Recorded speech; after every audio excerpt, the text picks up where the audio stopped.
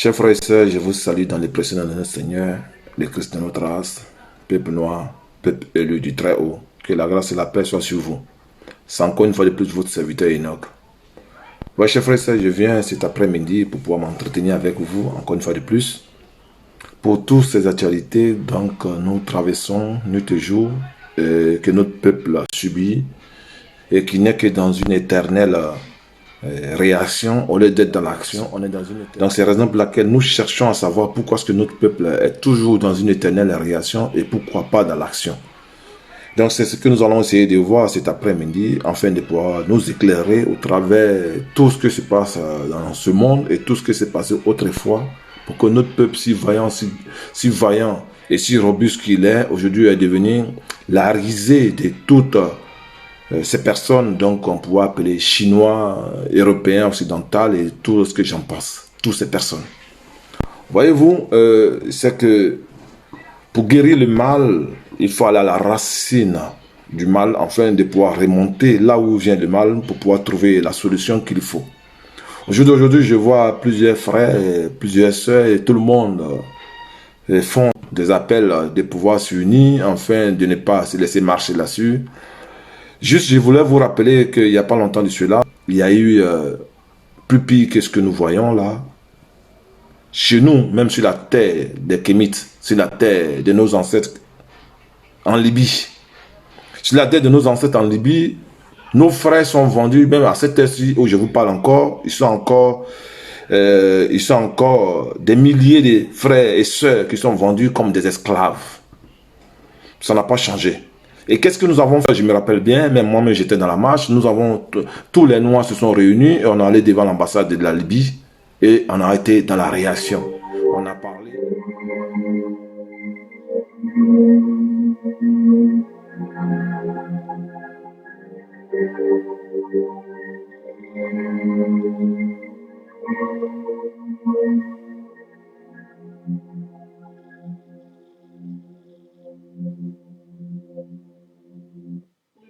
Nous sommes déterminés à faire respecter la dignité humaine de l'homme noir dans ce monde.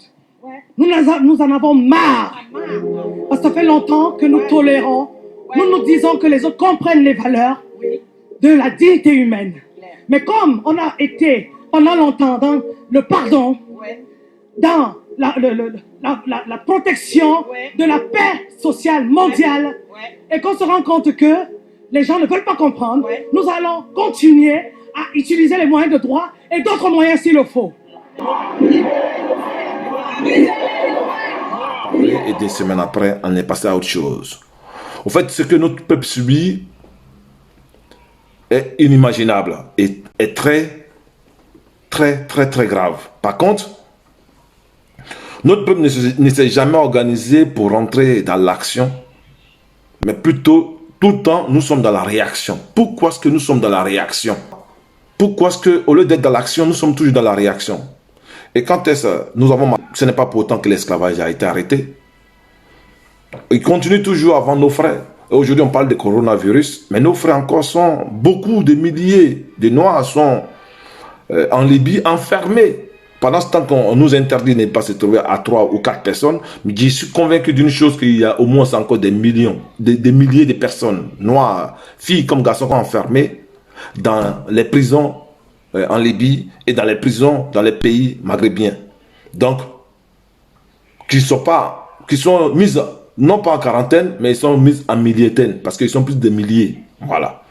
Donc, du coup, quand est-ce qu'on a vu ces images, nous avons été une fois encore indignés, où il y a eu même des réactions de ceux donc qui sont à la tête. Moi, je ne les appelle pas les maîtres des maisons. Il y a des serviteurs, véritablement, de maisons, donc qui sont dans les pays anglophones. Et puis, il y a des malades mentaux qui sont sur nos États. Des malades mentaux, parce qu'il faut être malade mentalement pour ne pas reconnaître qui est ton père, qui est ta mère, qui est ton frère, qui est ta soeur. Ça, ce sont les gens qui sont malades, qui n'arrivent pas. Sinon, dire qu'ils sont maîtres des maisons, c'est trop les donner de considération. Ce sont des malades mentaux. Ce que vous appelez, entre guillemets, présidents. Ce sont les malades mentaux. C'est la raison pour laquelle ils sont prêts à brader les peuples. Ils sont prêts à tuer, à même vendre les peuples. Vous voyez, ce sont les malades mentaux. Voilà. Donc ces malades mentaux, on ne doit pas attendre de quelque chose qui doit venir. Parce que quelqu'un qui est malade, normalement, ce sont des gens qu'on devait interner. Mais les Néphilim ont mis ces malades mentaux sur nos états afin qu'ils nous contaminent de leurs maladies. Mais gloire soit rendue au Dieu de nos ancêtres, nous ne serons pas contaminés de cette maladie, de cette pathologie qui permet à renier son frère, à renier sa soeur. Nous sommes conscients et c'est la raison pour laquelle nous parlons afin de pouvoir interpeller nos frères et nos sœurs qui sont encore sceptiques à ne rien comprendre encore et qui traînent encore les pas. Chers frères et sœurs, donc voilà ce que cet après-midi, nous allons essayer de voir comment est-ce que nous sommes arrivés à cela.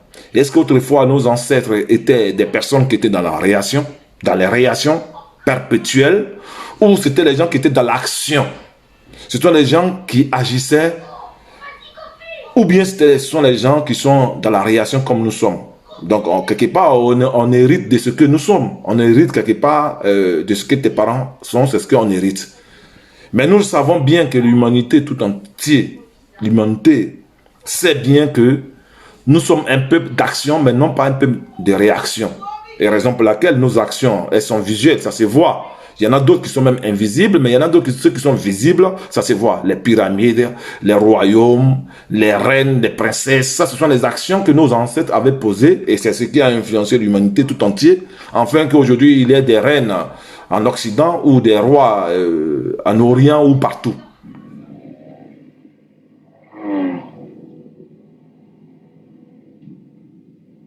L'Afrique, berceau de l'humanité.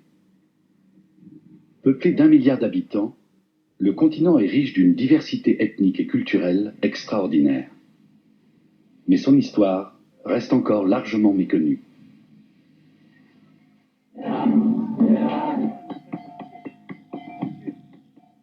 Cette lacune commence peu à peu à se combler, car au cours des dernières décennies, historiens et archéologues ont fait de prodigieuses découvertes.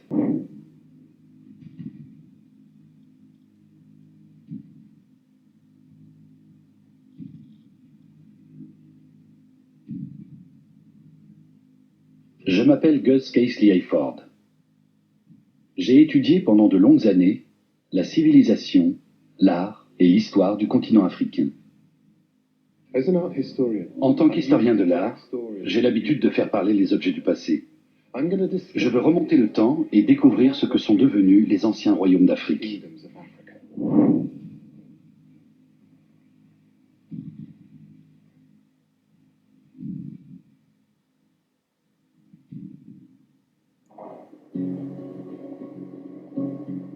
Je pars pour le Mali et le Nigeria sur les traces des royaumes disparus d'Afrique de l'Ouest. La région est magnifique. Mais surtout, certaines œuvres d'art parmi les plus extraordinaires du continent noir ont vu le jour ici. Malheureusement, beaucoup d'entre elles ne se trouvent plus sur place, mais dans les musées d'Europe.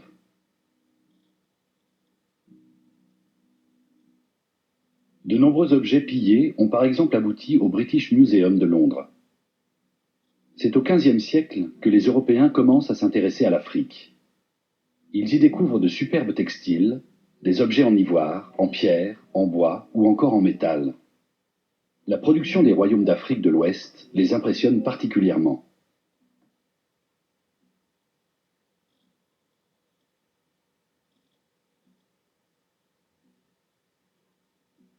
En témoignent les sculptures et les bronzes de l'ancien royaume du Bénin, qui correspond aujourd'hui au sud du Nigeria et ne doit pas être confondu avec le pays portant le même nom. Ces plaques, par exemple, datent du XVIe siècle. Quand les Britanniques ont découvert ces objets en 1897, ils ont refusé de croire qu'ils avaient été fabriqués par des Africains. Ils étaient impressionnés par leur raffinement et leur complexité. Ça leur paraissait révolutionnaire. Et on comprend leur émerveillement. C'est nous qui étaient à la base de l'action qui avons inventé tous ces royaumes et tous ces principautés et tous ces palais royaux, donc tous ces reines donc nos ancêtres avaient fait. Mais pourquoi est-ce qu'aujourd'hui, nous n'arrivons même pas à recopier ce que nos ancêtres ont fait autrefois et qui nous ont laissé comme héritage, afin que nous puissions voir même de nos yeux quand nous voyons les pyramides. Ça devait nous booster et ça devait nous donner le courage encore de pouvoir entreprendre. Je vais vous lire un test cet après-midi pour qu'ensemble Vous comprenez de quoi il s'agit? D'où vient notre malheur? Donc nous ne pouvons pas nous réunir aujourd'hui. Même les personnes, les moindres des personnes qui ne peuvent pas parler au devant de nous, sont obligés de venir nous taper là-dessus. Parce que c'est comme quand elles sont pas à l'école. C'est le plus vaurien de la classe, c'est le plus vaurien de la classe que tout le monde tape là-dessus. Et enfin, que tout le monde vient essayer pour dire que, voilà, moi je suis fort, je les frappe aussi. Voilà, c'est ce qui se passe. Nous sommes les vauriens de la classe, donc tout le monde vient nous taper là-dessus. Et donc nous allons voir pourquoi est-ce que nous sommes les vauriens. Nous qui étions les premiers de la classe, nous sommes devenus les vauriens. Nous allons essayer de voir, c'est pour ça que je vais vous lire un texte de Lord Macaulay. J'ai déjà fait cette vidéo, c'est le discours au Parlement britannique du 2 février 1835. Écoutez bien ce que le Néphilim dit. J'ai voyagé à travers l'Afrique. Je n'ai pas vu de mendiants ni de voleurs. J'ai vu des personnes avec de hautes valeurs morales. Et je pense que nous ne pouvons pas conquérir ce pays à moins que nous ne nous brisons les factions, la colonne vertébrale de cette nation qui est sa spiritualité et son héritage culturel. Par conséquent, je propose que l'on remplace son ancien système éducatif et culturel, ainsi que les Africains penseront que ce qui vient de l'étranger, en particulier de l'Angleterre, est meilleur que ce qui est meilleur que en quoi ils croient.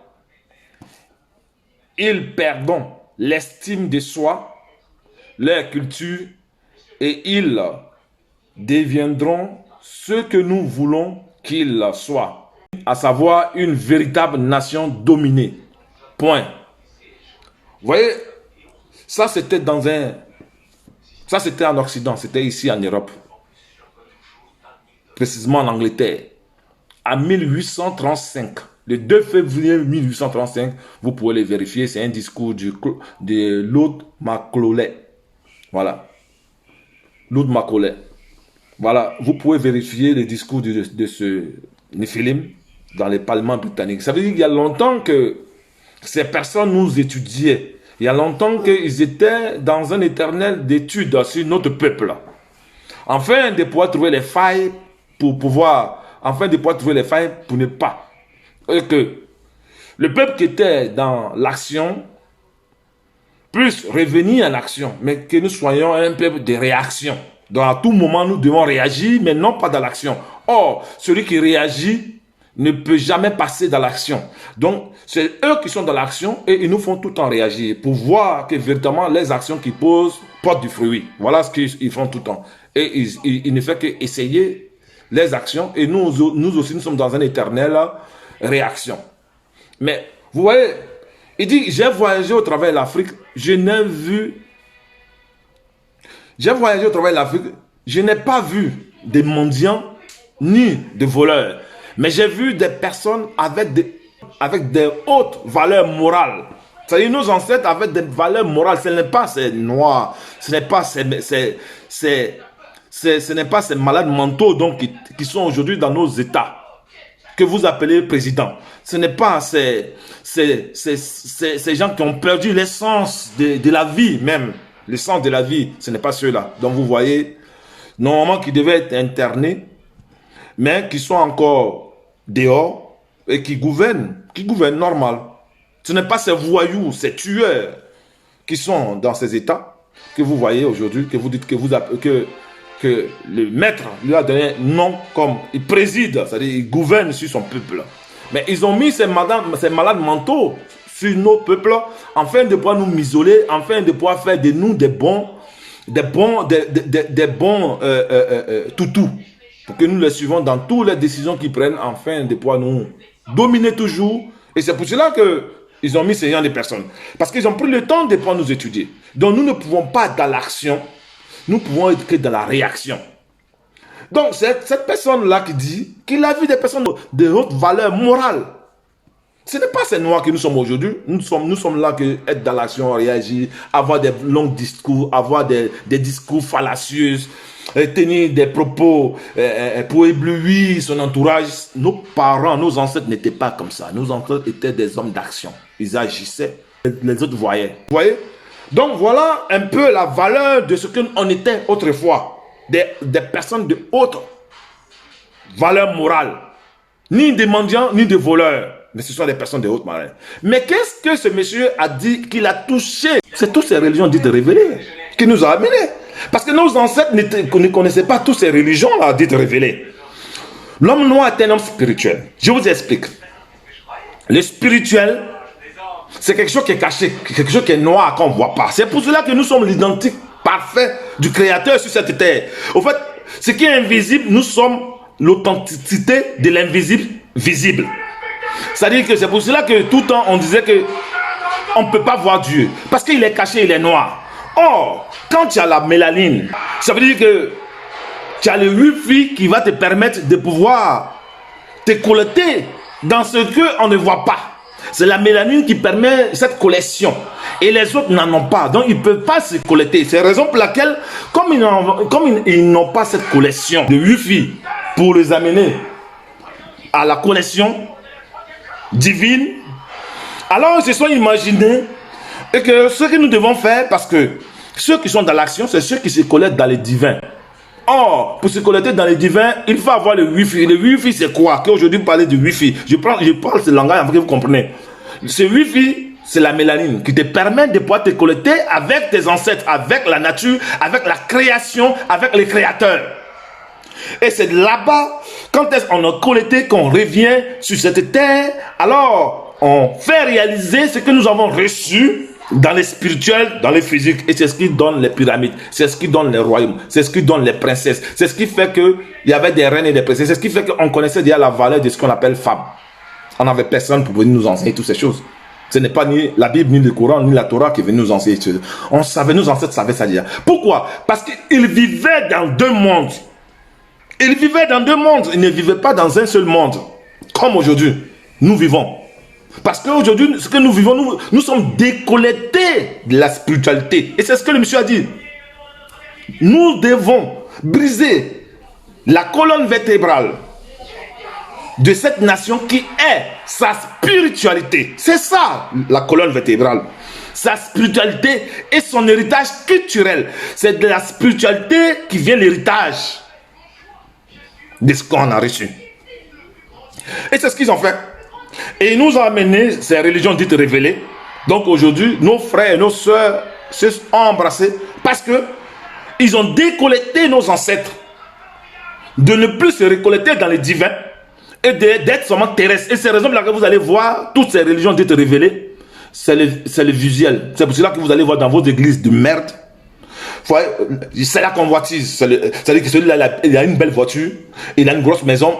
On dit, il a fait ceci, il a reçu ça, il a reçu ça. Et donc, ça attire la convoitise parce que c'est ce qui est visuel. Parce que, et en plus que c'est visuel, ça, il ramène la peur. Le visuel ramène la peur. Parce que quand tu es un homme spirituel, tu n'as pas peur. Parce que tu te colles dans les divins. Et maintenant, quand tu viens sur cette terre, tu réalises les divins sur cette terre. Et il n'y a pas de crainte parce que tu sais que tu es éternel. Voilà. Et toutes ces religions révélées, dites révélées, cultivent la peur et la crainte de notre peuple. Afin que notre peuple ne puisse pas se défendre. Et c'est parce que ceux qui l'ont inventé n'avaient pas l'opportunité de pouvoir se collecter parce qu'ils n'avaient pas le wifi qui est la mélanine. Donc, du coup, puisque vous ne pouvez pas vous collecter, ben il faut pouvoir inventer quelque chose. Ils ont inventé les religions dites révélées, le christianisme et l'islam et toutes ces choses. Et aussi longtemps que notre peuple est rentré dans toutes ces religions dites révélées, aussi longtemps que notre peuple est dominé, dépouillé, et ils ont perdu l'estime de soi parce que c'est ce qu'ils voient. Et qu'est-ce qu'ils voient? C'est les maîtres qui ont créé ces religions qu'ils voient, donc ils veulent ressembler aux maîtres. C'est le visuel qui marque. Mais l'homme noir est décollecté de son wifi qui lui permet d'être collecté. C'est-à-dire qu'il n'est plus spirituel, mais il est devenu charnel. Or, le charnel, c'est ce que tu vois, c'est ce que tu vis du quotidien. Donc, il a tout le temps peur. Et donc, c'est la raison pour laquelle que quand nous sommes agressés comme ces personnes que vous appelez Chinois, or les Chinois sont noirs. Ce sont les Nippons. Les Nippons, ceux que vous appelez Chinois, les Chinois, ce sont... Parce que c'est encore une fois de plus notre identité qu'ils ont volée. Toujours, ils ont tout volé de nous. C'est notre culture, notre tradition qu'ils ont volé. Parce que, comme vous le savez bien, cette armature, donc, on dit pour être un bon samouraï, il faut être noir. Bon, donc, les samouraïs sont les noirs. Ce sont les Chinois qui étaient les samouraïs. Alors, les Chinois sont les noirs. Mais les Nippons, ce sont les Niphilim. Ce sont les cousins des Niphilim, des Caucasiens. Ce sont les cousins. Donc, mais aujourd'hui, comme chacun a pris de nous, a hérité de nous quelque chose, donc voilà, ces personnes-là viennent. Nous aussi, nous taper là-dessus. Parce qu'ils savent que nous sommes dominés. Les grands frères ont déjà fait le travail. Donc, ils savent que nous sommes dominés. Et voilà la raison pour laquelle nous sommes dans cet état, chers frères et sœurs. Je vous rappelle pour ceux donc, qui font l'histoire, je vous rappelle juste qu'en 1980, la Côte d'Ivoire, qui est mon pays, avait le même budget. Avait le même budget que la Chine.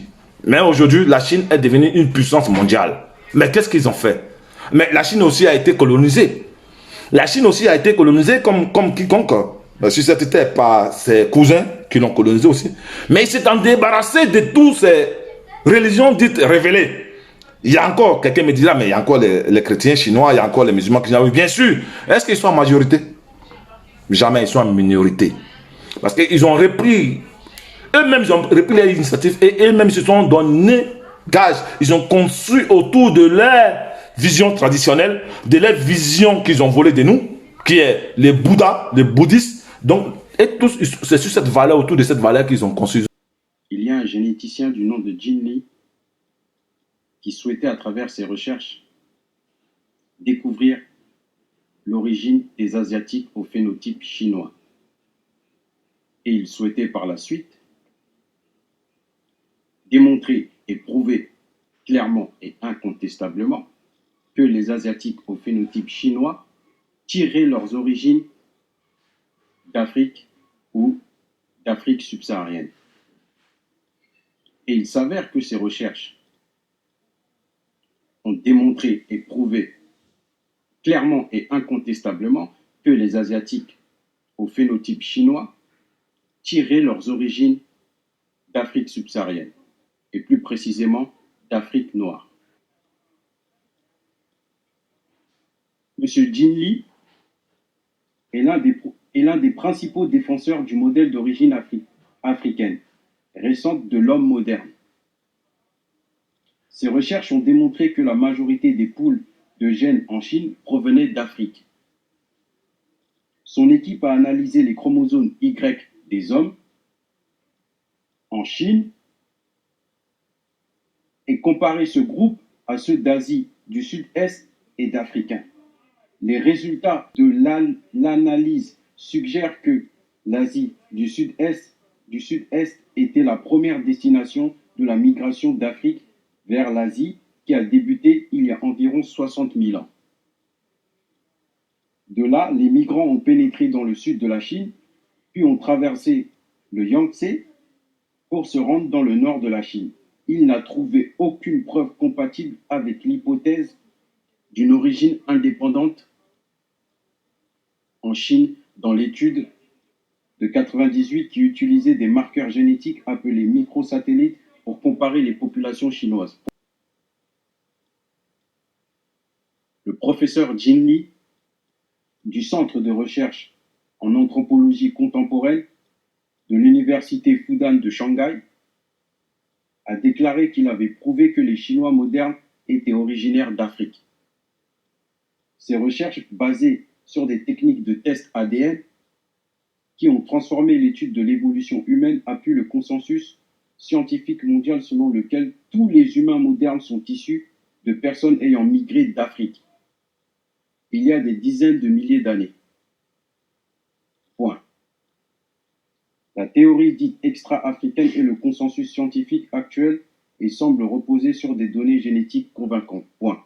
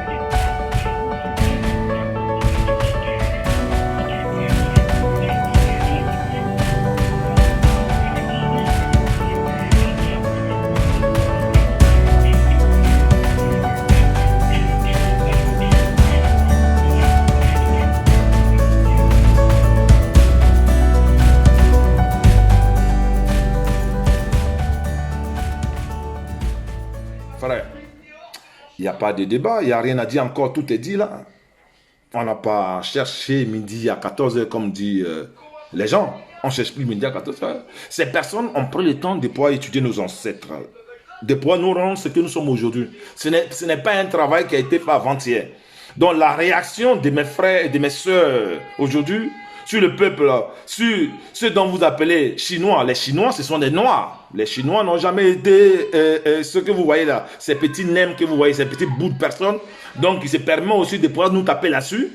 Ce sont des bouts de personnes que normalement on pourrait prendre et puis mettre dans l'eau. On fait sortir des petits bouts de personnes qui ne peuvent même pas résister au devant de nous.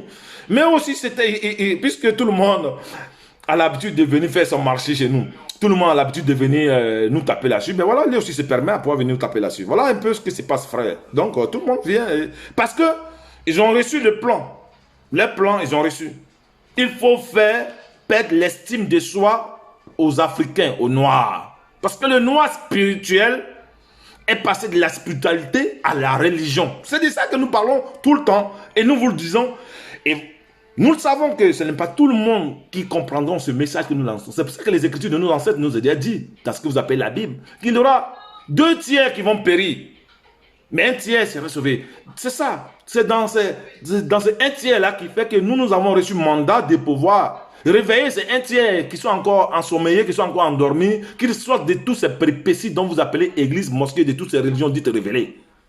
Voilà le problème. Parce que l'homme noir étant un homme spirituel, je vous explique. Le spirituel, c'est pas quelque chose qui est visible, c'est quelque chose qui est invisible. Or, l'homme noir, son identité même était un homme spirituel, c'est-à-dire que c'est un homme invisible. C'est-à-dire qu'il vit dans 2 milieux. L'homme noir vit dans 2 milieux. Ça veut dire que l'homme noir se collecte dans le divin, dans l'esprit. Ça veut dire dans ce que vous appelez l'esprit, dans ce que vous appelez dans l'atmosphère naturelle. L'homme noir se récollecte et c'est dans le spirituel qu'il reçoit les choses et descend et il devient sur cette terre, dans le physique, et il fait réaliser les choses. Et c'est ce que c'est ce que nos ancêtres ont fait. Dès le retour du Nil dans son lit, un gros problème avait surgi. Les limitations des champs avaient disparu. Il fallait alors retracer les limites des champs de chaque paysan et commencer à semer au plus vite. Et il fallait les retracer correctement pour éviter les disputes. Ainsi, les Égyptiens commencèrent à tracer des lignes droites, des rectangles, des carrés, des diagonales, des cercles et des triangles avec des fils et des bâtons. Tout était noté sur des papyrus. Ce fut le début de la géométrie. Ils comprirent un fonctionnement fondamental de la nature. Tout est fractionné ou assemblé en petites unités égales. Cette constatation va leur servir tout au long de leur découverte. Il leur fallait aussi une unité de mesure pour bien délimiter les parcelles. C'est bien de faire de la géométrie, mais il faut mesurer les lignes. Ils pensent au pied du roi. La longueur du pied du roi peut être utilisée comme étalon. Cet étalon sera multiplié et distribué dans tout le royaume. Ils essayèrent les pieds, les bras, les jambes, les coudes du roi, mais il y avait un problème. Cette unité n'était pas fixe. Le problème était réglé pendant son règne, mais tous les rois n'avaient pas la même taille. Le roi suivant voudrait sûrement qu'on utilise son pied ou son coude par jalousie. Dans les collines, en attendant le recul du Nil, les Égyptiens réfléchissaient et cherchaient une solution au problème. Il fallait que cette unité de mesure ait une longueur fixe dans le temps, si possible, qu'elle ne change jamais. Ils observèrent la taille de différents végétaux, celle des fruits, des graines, tout objet y passa. Mais tous ces objets n'avaient pas de taille fixe. Par exemple, si on arrosait bien une graine, l'année suivante, sa taille changeait. Et sur des longues distances, la différence devenait vite importante. Tout d'un coup, ils ont eu l'idée de mesurer l'eau. Oui, l'eau douce du Nil. Ils mesurèrent une goutte et ensuite une autre. Elles avaient toutes la même taille. Du bas Nil jusqu'au haut Nil, les gouttes avaient la même taille. Ils remarquèrent que la taille de la goutte d'eau ne changeait pas année après année. C'est génial. Les Égyptiens ont trouvé l'unité unique. Le diamètre de la goutte d'eau sur une surface imperméable, comme du granit ou de l'alabastre, est constant. Il mesure 1 cm. Aujourd'hui, une vidéo incroyable dans laquelle vous allez plonger au cœur de la première étape du projet Serapeum. Oula.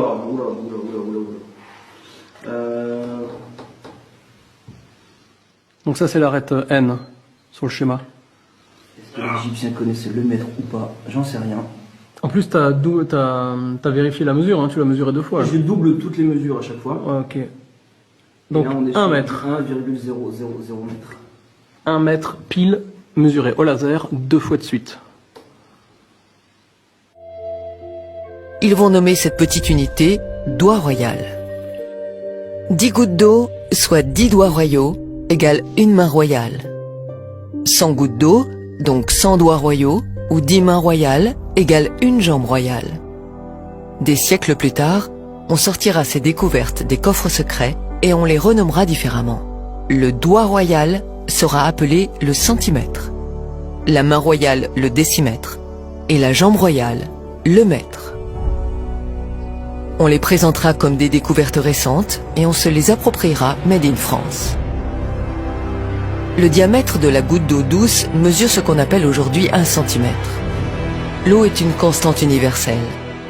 La taille de la goutte d'eau douce ne changera jamais pendant des milliers et des millions d'années.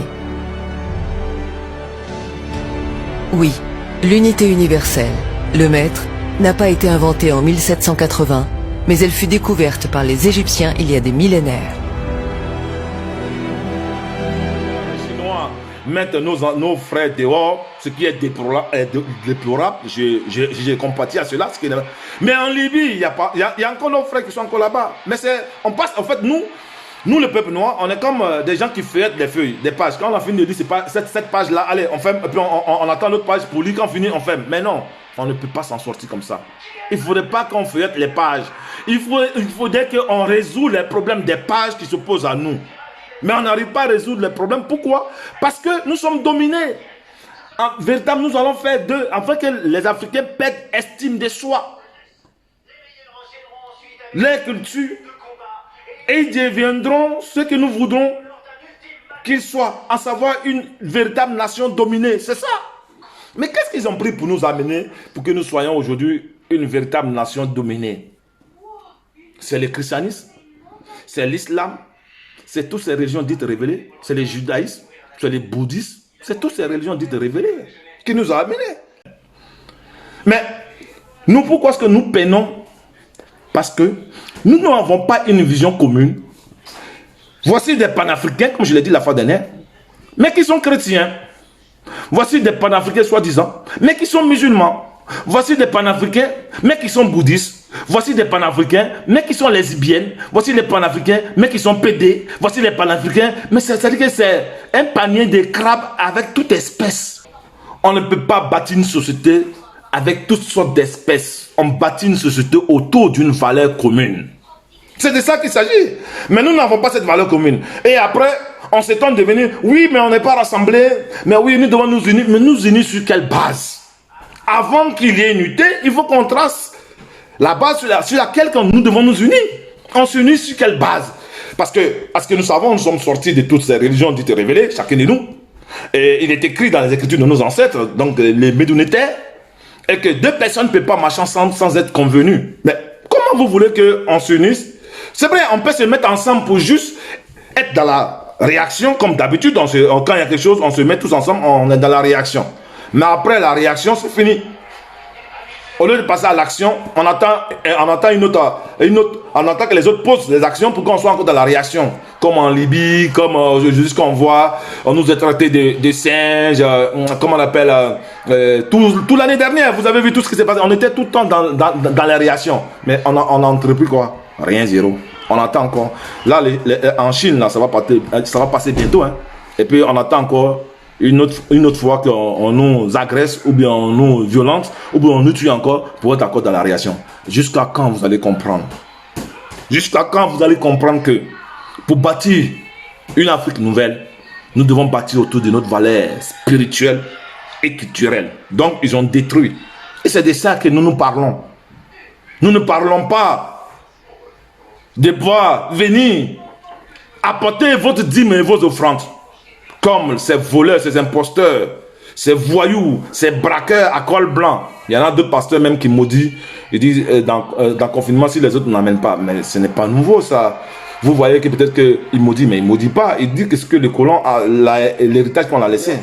Je ne veux pas que les idiots, je ne veux pas que les ceux qui ont un évangile avarié, je ne veux pas que les petits esprits religieux là viennent me faire la morale concernant choses. D'ailleurs, même le dimanche encore, samedi, je fais sortir une autre vidéo. Là, j'ai donné des comptes Western Union, tout ça. Le chrétien qui fait que dimanche, je vous dis, il est maudit. Sans faire offrande, il est maudit. Donc, si dimanche, tu n'as pas fait ton offrande parce que tu étais confiné, tu es maudit. Le virus même va t'atteindre très rapidement parce que vous êtes des bandits. Comment tu peux être un chrétien, tu restes chez toi à la maison, tu regardes un direct et tu te dis, bon, comme je suis à la maison, je n'ai pas fait. Donc, dépêchez-vous. Vous qui n'avez pas encore fait vos offrandes, envoyez vos offrandes à l'église via les réseaux sociaux parce que c'est sur les mêmes réseaux sociaux que vous appelez... L'héritage qu'on a laissé. Toutes ces religions sont mises là pour nous plier, pour nous voler et pour nous tuer. Toutes ces religions ont été inventées dans un seul même but pour dominer l'homme originel, l'homme noir que nous sommes, afin de ne plus se récolter dans les divins et que nous soyons terrestres. Et un poisson hors de l'eau peut faire quoi? Nous sommes des poissons qui sont hors de l'eau. On ne peut rien faire. Donc tout le monde peut jouer de nous, tout le monde peut nous taper là-dessus. Par exemple, laquelle les Chinois aussi sont rentrés. Sachez bien que, je vous dis, à 80, la Chine avait le même budget que la Côte d'Ivoire. Donc c'est la raison pour laquelle ils n'ont pas pu faire l'esclavage, parce qu'ils n'avaient pas les moyens logistiques et tout ça pour faire l'esclavage. Mais ne vous y inquiétez pas. Il n'y a pas longtemps de cela, il y a des vidéos qui circulent. Les Chinois frappent nos parents sur la terre-mère de nos ancêtres. Ils nous violentent, ils nous tuent. Même ils mangent, même au Cameroun, j'ai vu des vidéos, des films où les Chinois ont congelé des bébés pour faire des restaurants, pour donner ça aux Noirs là-bas pour manger. Donc, c'est parce qu'ils n'avaient pas les moyens de pouvoir, à cette époque, de pouvoir nous mettre aussi en esclavage, qu'ils n'ont pas fait. Sinon, c'est pas parce qu'ils ne voulaient pas bien, ils avaient des compassions. Depuis que le peuple noir est agressé dans cette humanité, qui est venu au secours? Aujourd'hui, j'attends, c'est fou. Ces malades mentaux que vous appelez président dit oui, le nouveau partenaire c'est la Chine, c'est lui qui va nous aider à pouvoir nous en sortir. Les nouveaux partenaires, ce sont les Russes et tout ça. Mais quand est-ce que vos ancêtres étaient en esclavage, la Chine et tout, et ce que vous appelez vos partenaires aujourd'hui, hormis des Occidentaux, la Chine, la Russie, j'étais où? J'étais là. Il n'y a pas longtemps de cela, c'est la même chose que les Ivoiriens ont compté. Ah ouais, il y a la Russie qui va nous délivrer. Gbagbo va tout faire parce qu'il est en contact avec les Russes. Mais je vous ai toujours dit, aussi longtemps que vous serez dans cette pathologie de névrose, de ne pas penser que ceux donc qui sont nos ennemis jurés d'éternité en éternité que nos ancêtres nous ont laissés, de pouvoir comprendre que ceux-là sont venus pour dans un seul but, de pouvoir nous anéantir. Quand est-ce qu'ils peuvent, ils se réunissent pour pouvoir nous anéantir. Personne ne viendra à tes secours. Tu seras chaque jour opprimé et dépouillé et il n'y aura personne pour venir à ton secours, dit les Écritures de nos ancêtres. Tant que vous n'avez pas compris ça, vous serez toujours dans des erreurs qui vont causer la mort des millions de nos frères et de nos sœurs. Chers frères et sœurs, il est temps que nous nous levons, que nous baptisons autour de notre valeur spirituelle et de nos valeurs culturelles. C'est pour ça que nous vous invitons à sortir de tout ce qui est religieux, de tout ce qui est religion dite révélée. Ce sont que les utopies, ce sont que des égrégores, des autres, des ancêtres, comme dit le roi Léopold II. Faites croire, faites oublier les noms les ancêtres, en fait ils adorent le nôtre. Ce n'est que ça. Les égrégores que nous adorons, c'est pour ça que notre peuple souffre. Peuple noir, peuple élu du très haut, peuple mélaniné, c'est à toi que je m'adresse. Lève-toi et prends ta décision et sors de cette peur qui n'est que la religion et récolte-toi par le divin. C'est pour cela que, pour tous ceux donc qui cherchent à pouvoir se récolter dans ce divin, vous allez voir en bas de ce message une adresse mail. Écrivez à cette adresse et nous allons vous prendre en charge et nous allons ensemble communier ensemble et vous apprendre comment vous récolter par les divins afin de pouvoir s'en débarrasser de toute cette peur. Parce que quand tu es un homme divin, tu n'as pas peur du physique. C'est la raison pour laquelle nos ancêtres n'avaient pas peur. Que la paix et la grâce du Dieu de nos ancêtres, du Créateur de nos ancêtres, soient sur vous.